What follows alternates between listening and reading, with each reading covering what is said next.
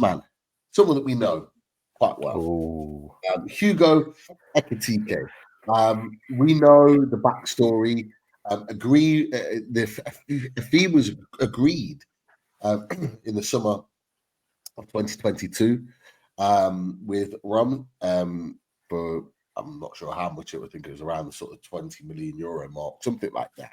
Fee was agreed. He'd agreed to move. It looked like it was going to be done, but then all of a sudden he wanted to halt because he was waiting on PSG. And as a French player, and looking at the best team in France as an option, he then took that as an option. And some people in Newcastle don't like the fact that he did that, but you can see why he did it.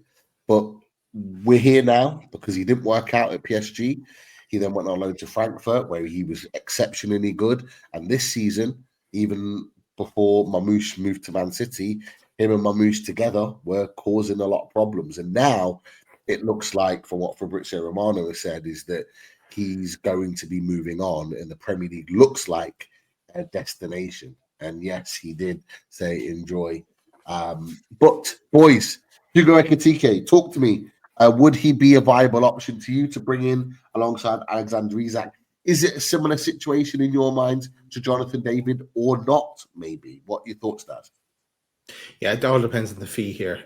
Look, I have no problem with him turning us down that time. He was so young as well, and he was going from Reims to PSG. Like PSG, massive, and it's in his home country, you know. So it's a big move to make, leaving France to come and try it in the Premier League. So I don't mind that, and. Obviously did not work out with him at PSG. Look at the amount of superstars that were there at the time on massive wages as well. So we said it was a bad move for him to begin with. But yeah, as he said, he picked it up then at Frankfurt, and even like this season he's got a goal every 2 games as well. But it all depends on the fee you're talking here about. Ekitike. So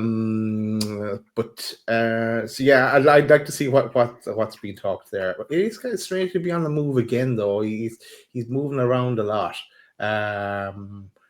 Could do with settling at a club for a while, and like he is a good alternative to Isak, but again, it's tough battling out for a number 1 spot or a number 9 spot, even for with Isak. But he'll get game time. He'll get chances. Yeah, the fee though. The fee is what it's all about there. Okay, the fee.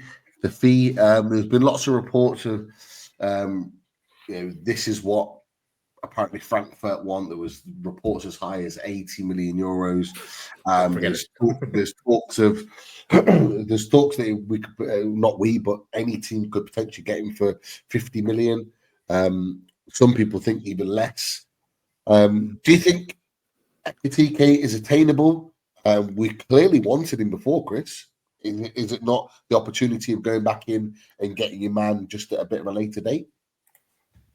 I'd really like Ekitike. I think he'd be the player that I'd go for. I know obviously what has happened in the past with him ending up moving to PSG, and as you rightly said earlier, Pete, he was a young lad who got offered the chance to play for the biggest club in his country. So I can't really blame him for that. And someone in the chat said as well, which is a really good point, the fact that we were in a relegation battle at the time. So maybe not the most attractive of options for him.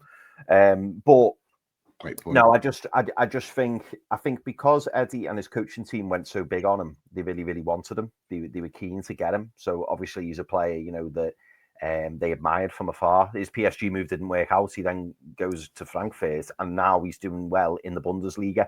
And I think, as we were talking about the other day, Pete, the fact that he's done it in Liga 1. He's now done it in the Bundesliga. It almost feels like his next move is probably the Premier League or La Liga. I personally would love us to go for him. He would be the one that I'd want. And the reason that the reason I'm so keen on him is because from the bits that I've seen of him play, he looks like that versatile centre forward, which we're all crying out for. Someone who can play off the wing. He's he's got that skill set where he looks, to me, he looks very similar to Alexander Isak in the way that he's built, the way that he glides around the pitch. He can finish. I just think the lad's got everything, and I think under someone like Eddie Howe, I think he will only improve. So for me, he'd be my number one target this summer in terms of a forward. He would be the one that I would go for. Not to sacrifice a right winger, because we do still need a right winger. But if we're looking for a number 9 to replace Callum Wilson, I'd be looking at Hugo Ekitike. I think he would be the one. A few people in the chat are saying, about the price and stuff. I mean, price is dependent. I don't think we're going to go out and spend 60, 70 million on him. I can't see that. But if we could maybe go in with a slightly lower offer with a lot of incentives or something like that, I'm not sure. Maybe try and do a player swap. I haven't even really thought about that, but if we can try and get him for a decent fee, anywhere for me between 40, 50 million, I think you've got to get in there and get him. The difficulty is, obviously, he's done so well since he's been in the Bundesliga with Frankfurt. I think, again, a little bit like Jonathan David, there's going to be quite a lot of suitors. I think there'll be a lot of clubs in for him. So it will be difficult, but if I was Newcastle, I'd be going straight for Ekitike. Chris, you made a great point. I think it was off air that, and I think you should maybe touch on it again. Is that when we take Isak off and we bring on Wilson, that Wilson is a totally different type of player to Isak, and we're set up for the way Isak plays, and that's why you had previously suggested that Isak was a better alternative to bring off the bench or to start instead of Isak, because we're playing in that formula. Let's say. Yeah. No, do you know what, mate? No, you're right. And I think that's why I've been, without putting any spoilers in, because I know we're probably going to go to him in a minute, but that's kind of like I'm looking more at Hugo Ekitike rather than I want to say the right name now rather than his dad, Liam Delap. Yeah, that's what I was thinking of. I'm dying to say Bodie's Delap again. Yeah. I know. Go on. Just do that every time. Because for me, Hugo Ekitike is of a very similar mold to Isak. I'm not saying he is Isak. I'm not saying he's as good as Isak, but he's a player who is on the trajectory to be that kind of player. Same with Will Asula. I don't think it's a coincidence that we brought in a player like Will Asula, because he's almost got that. He's got that Isak. What's the phrase I'm looking for? He when he's on the ball, he's got that burst of pace. He's got that trickery with his feet. He's big. He's strong. He's powerful. He's probably good in the air. I don't know for sure, but he's kind of like that all-round modern striker, and I see that in Hugo Ekitike. I don't necessarily see that in Liam Delap, I more class Liam Delap in like the Chris Wood mold. Somebody really, really good centre forward, but old style. Like, he'll hover around the box, but you're not going to see him drifting out wide. Collecting the ball, coming deep to come and get it. You're just not going to see that. And I think that's why we'll be looking at someone like Hugo Ekitike. It's a shame, because if we'd have got him when we got him, we'd probably be sitting on a 50, 60, 70 million pound striker now, but obviously it didn't pan out like that. I think another player, just to throw them in there, I think that's probably why we were looking at João Pedro. Very, very similar. Someone who is, adaptable across the front line and can kind of go out wide, and he's got loads to his game. And I think that's why someone like Hugo Ekitike would be brilliant. Can we find the next Hugo Ekitike? Hopefully we can.